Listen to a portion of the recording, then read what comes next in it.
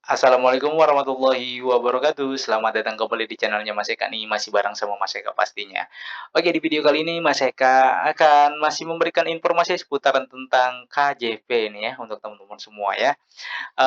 Nih ada yang unik nih ya, ada yang nanya, "Apa benar Mas Eka kalau misalnya kita tutup buku KJP dapat dananya berjuta-juta?" Karena saya tutup buku KJP kan saya cuma dapatnya ratusan ribu ya, Mas, ya, bahkan cuma 100.000, 200.000. Kok teman saya bisa dapat sampai 4 juta, 5 juta, 3 juta, 2 juta, 1 juta gitu kan. Berjuta-juta sementara saya hanya ratusan ribu, itu yang benar yang mana nih, Mas Eka? Oke, di video kali ini Mas Eka akan, berikan informasinya ya. Tapi sebelum itu untuk teman-teman yang mungkin baru bergabung nih di channelnya Mas Eka, silakan subscribe dulu channel ini untuk mendukung channelnya Mas Eka agar bisa berkembang lagi dan bisa memberikan informasi-informasi yang bermanfaat kepada teman-teman semua.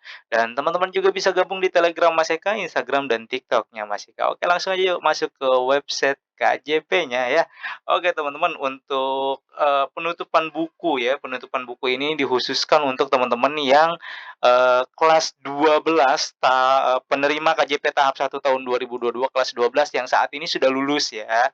Berarti saat ini yang mungkin sedang kuliah gitu ya, kuliah semester awal atau sedang menikmati masa-masa kuliah di semester pertama ya. Pokoknya intinya yang baru lulus kemarin lah ya, yang baru lulus bulan Juni kemarin lah, di tahun 2022 ini.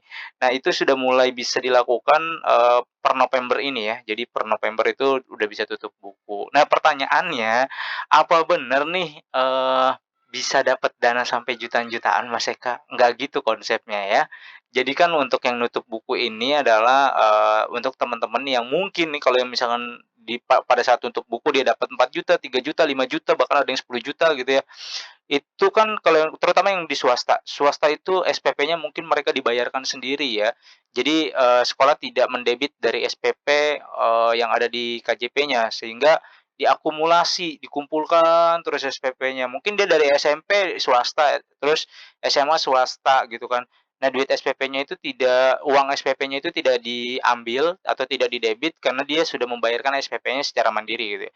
Itu sama aja kayak tabungan dikumpulkan dikumpulkan. Nah, begitu nanti dia ditutup buku tabungannya, dana yang tadinya harusnya didebit itu tidak terdebit, nah itulah nanti yang bakal kelihatan. Makanya dananya bisa sampai 10 juta, terus juga ada yang 5 juta, 4 juta. Nah, sementara teman-teman yang memang, SPP-nya didebit dari situ gitu kan, kemudian tiap bulannya juga diambilin, tidak ditaruh di situ, tidak disisihkan di ATM atau rekening KJP-nya, begitu tutup buku ya, ya udah teman-teman duitnya misalkan cuma ada 100.000, ya udah 100.000 itu aja.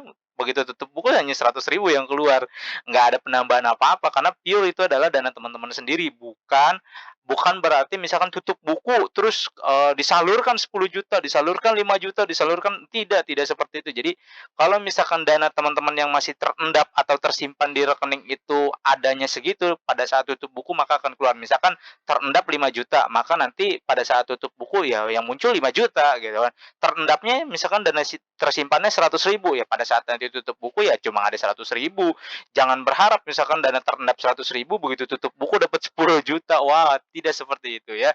Dan perlu teman-teman ketahui nih untuk penutupan buku